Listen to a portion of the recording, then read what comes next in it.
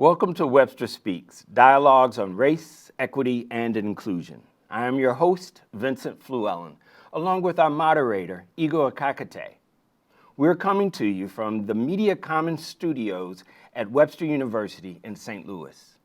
April is Jazz Appreciation Month, honoring jazz as an early American art form.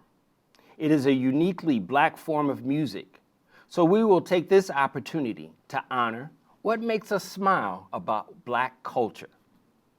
Black people's contribution to American music and culture. Joining me is our distinguished guest, Bernie Reisz. He is a walking encyclopedia of jazz, blues, and Black music. He is a legend here in St. Louis, a musician, performer, DJ, a Webster adjunct professor, and board member of the National Blues Museum. So welcome, Bernie. Vince, how are you? Good to see you, man. Good to see you as well. Thank you. So we're calling this what makes us smile about Black culture, but we also like to call it Black joy. Talk a little bit about where the joy comes from. Well, the joy comes from knowing your ancestry. The joy knows come where you came from and where the music came from and where it's going.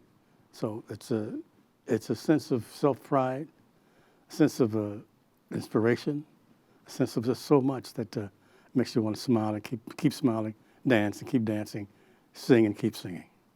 So this joy has been kind of a source of survival and energy for Black people, even during our hardest of times. Certainly. It also has been a form of protest and resistance and survival. Can you talk a little bit about that in terms of the role in our Black society? Well, you know, music, they say, when did it start? We didn't start our history in America enslaved. We were proud people in Africa, called the motherland. And the Afrocentrists will tell you all that. But it started with in the belly of the slave ships when the hums and the growls and the souls and the prayers came to these shores, and it just evolved from that. You know, two things in your opening, equity and inclusion, were two words we never heard. Mm-hmm. So those are two words I don't even know why it's in this program, because it's never been equal and we've never been included. You want to talk a little bit more about that? Well, you know, this is America, and everybody knows the history of America, and it's wonderful to have a TV show where you're not afraid to talk about issues such as these. And so we've never been included in most of the things. If you looked at the history books, we who don't write them, we're probably not included in them. And equity, we've never been on an equal basis with the pay scales.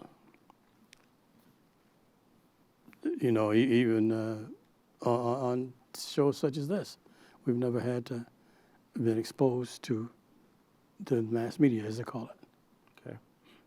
We're now going to turn it over to our moderator, Eide, who asks questions about Black influence on music and culture in a segment that we call Ego Trips. Okay.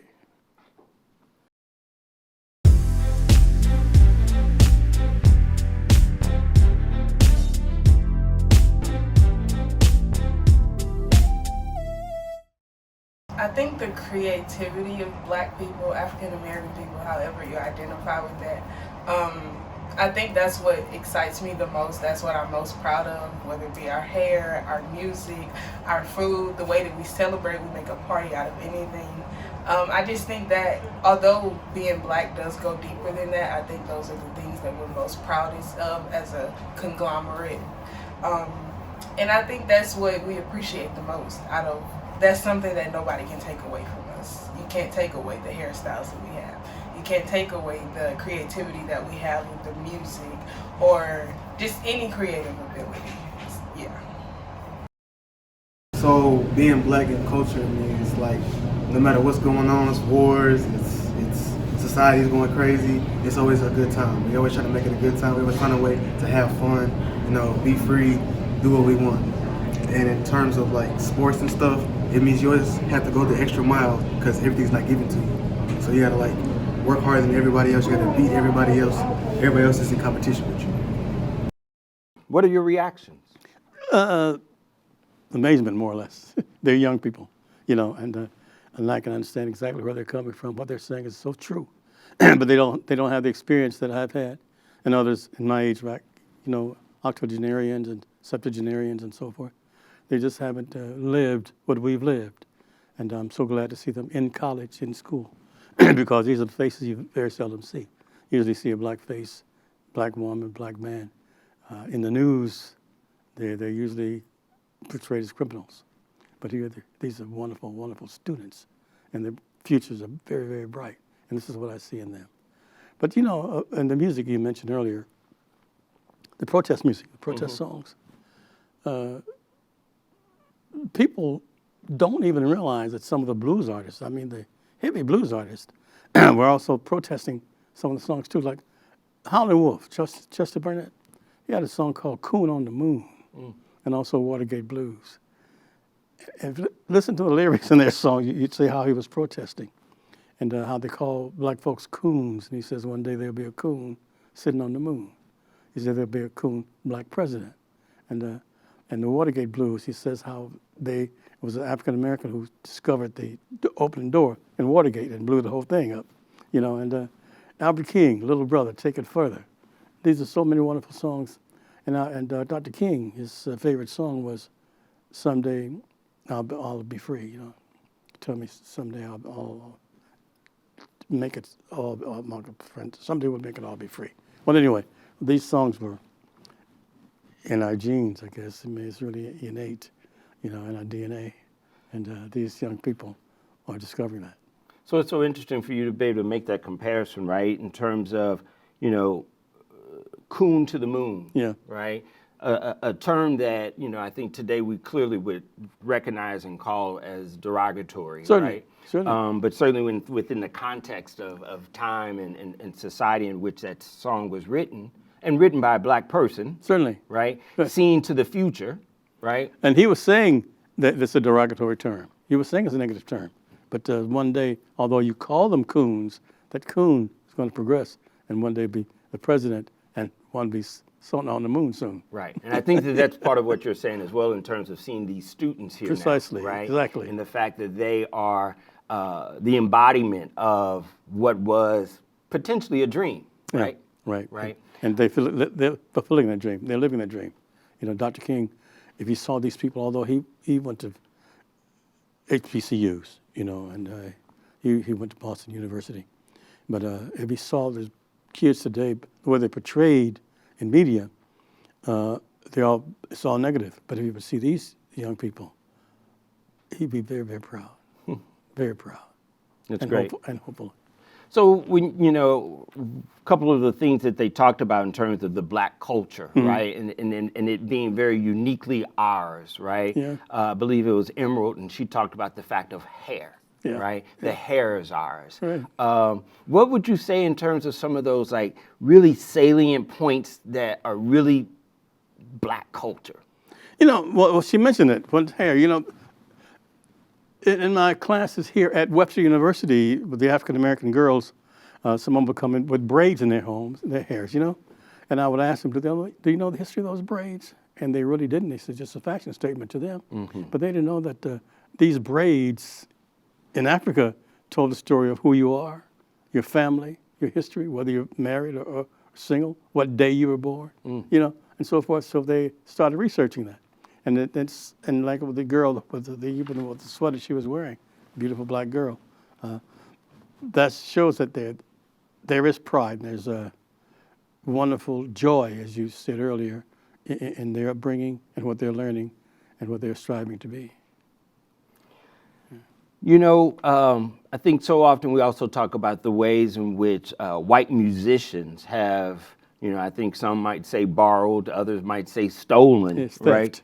Theft. You definitely are in that category of calling it theft, right? Yeah. The musical styles and songs from black artists over many years. I think you think about Elvis Presley, right? I'm sure you can come up with many others in terms of Pat Boone. Pat Boone. Okay. And so in the last century or so, some have become famous, you know, on the backs of, certainly. you know, black musicians, particularly during the time of segregated America. You know, Could you talk, I think about, as I said, Elvis Presley and All Shook Up and Don't Be Cruel and Return to Sender. Yeah. But being written by Otis Blackwell. Being written by Otis Blackwell, Sure, yeah. a black man, right? Who also wrote Jerry Lee Lewis, the classic Great Balls of Fire and Breathless. Yeah. What are some of your thoughts around that? Well, it's just, I worked for Chess Records at one time. Okay. Not for Chess Records itself, but for Leonard Chess and Phil Chess and even Marshall, who was his son.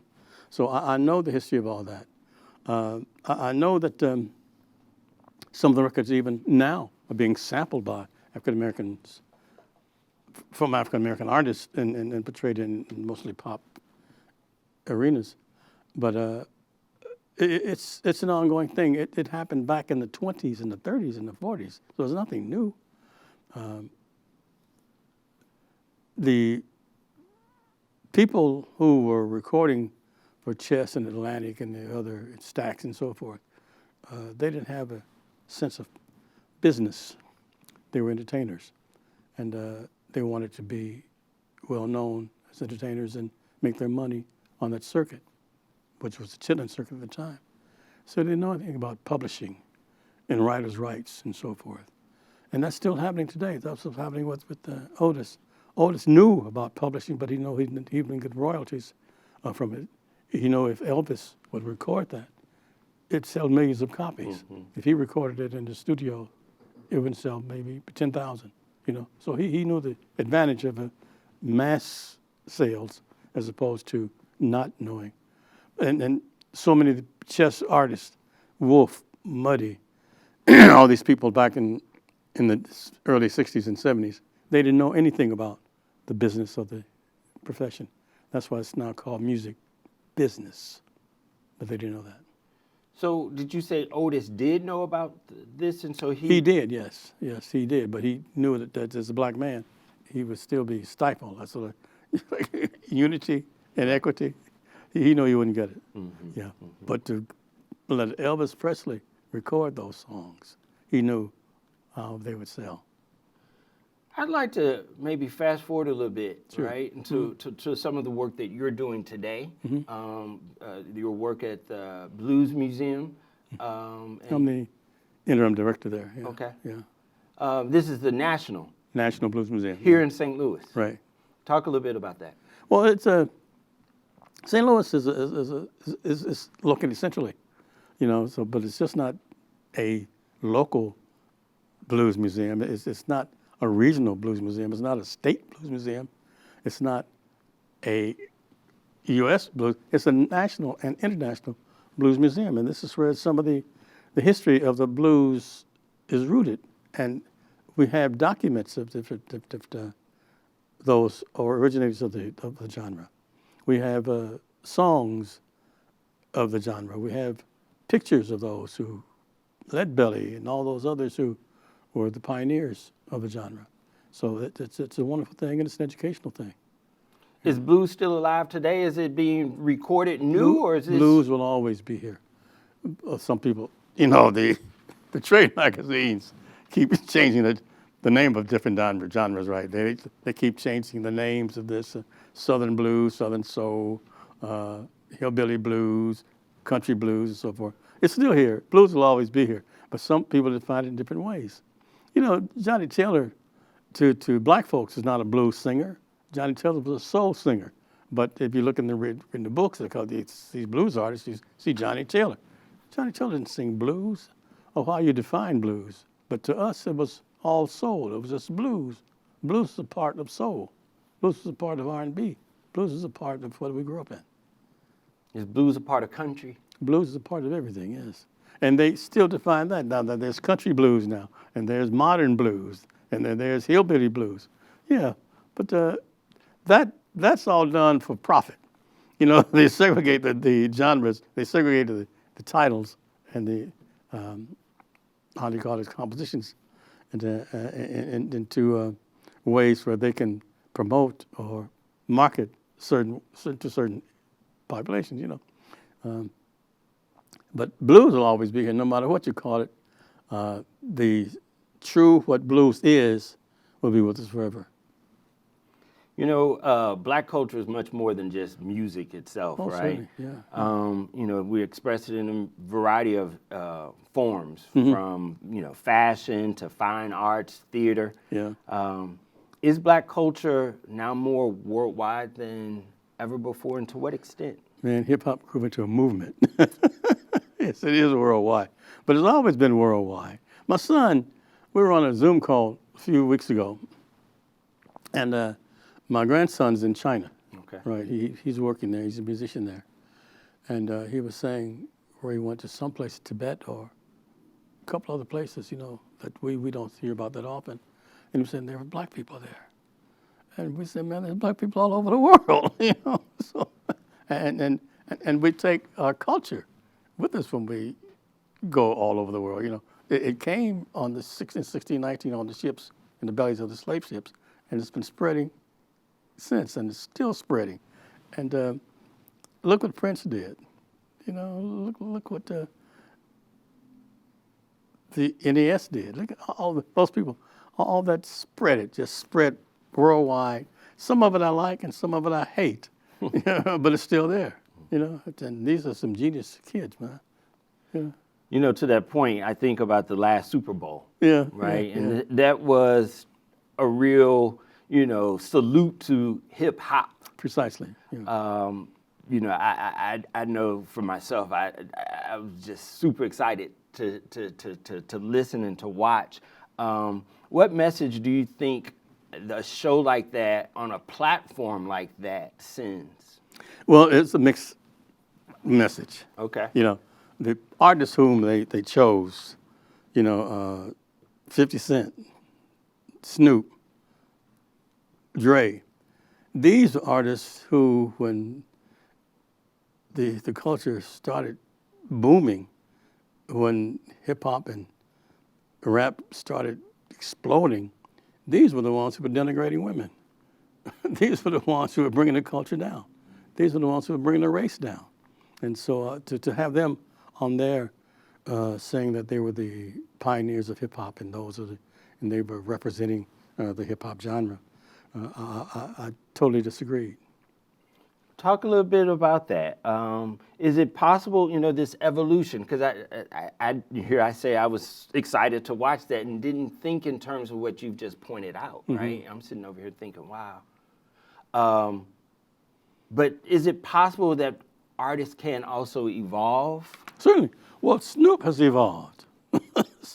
Snoop has become a businessman. Snoop has seen the error of his ways, more or less, by talking about your mama, you know, by talking about your sister and his auntie. He's evolved. He's come beyond that. Not because I think he grew within himself, but I thought because of from outside content, people talking about Snoop. Why you talk about your mother like that? Why you talk about my sister like that? Why you talk about my mother like that? So he's evolved in that way. Now, Dre has always been militant, you know, black militant. He's always been that way, and but he's also a businessman. When he sold millions of dollars worth of his you know, what they call them, drops or whatever. Beats. His beats, you know, but my man, 50 Cent, although he's a movie director now, I don't think he's grew that much. He's grown that much, that's what I'm trying to say. So to put that on the world stage and to have people say, well, this is what hip hop has grown to. Mary J. Blige is fine, but for what Snoop has done in the past and what the kid 50 Cent has done in the past, I just don't respect them. What about Eminem? Eminem just took a genre that was so popular and made it his own. So you know in Detroit there's that 8 Mile wall. He jumped the wall, man. He came across and joined what he knew was popular and what he liked and what he's good at. Yeah, so I love Eminem. He's good. So is that another example in terms of that crossover and the theft of black culture? Well, you know, there's been crossover artists long before Motown. Louis Armstrong, Ella Fitzgerald, Duke Ellington, Count Basie. They were crossover artists. You know, they were played on white stations while the others were not. Blues artists R&B artists, soul artists, weren't played on white stations until mid-'80s. Late 60s, I'm sorry. Late 60s, early 70s. But there's always been crossover artists in the genre. Bessie Smith, although she was labeled as a race artist, and Mamie Smith, Ma Rainey, they were crossover artists, although people didn't let you know that they were. You know, they were liked, and they were pioneers in that era, but they were crossover artists certainly. Nice. Yeah. What brings you black joy? What's your joy? But my joy is to see people like those young kids on the screen there. My joy is to know that there's hope coming. There's hope here, and people like yourselves in positions like here, and you'll advance not only our culture but everybody's culture. And we're not that different. We're so much alike. Our skin colors and skin tones and are perhaps different and varied, but deep down, man, I think we're all the same. Those some have privileges and some don't, but I think the world is breaking through. I think like the women are breaking through that glass ceiling, I think we're breaking through that black ceiling. I really do. I think there's a bright future for us all. I've thoroughly enjoyed this conversation. So have I. Thank you so very much for joining us. Vincent, thank you for being here. Thank you for inviting me. Thank you. Appreciate it. Thank you. We at Webster Speaks would like to once again thank you, our audience, as well as our sponsors for joining us. This broadcast is available on demand at webster.edu/Webster Speaks. Again, that's webster.edu/Webster Speaks. We look forward to seeing you the next time. Thank you.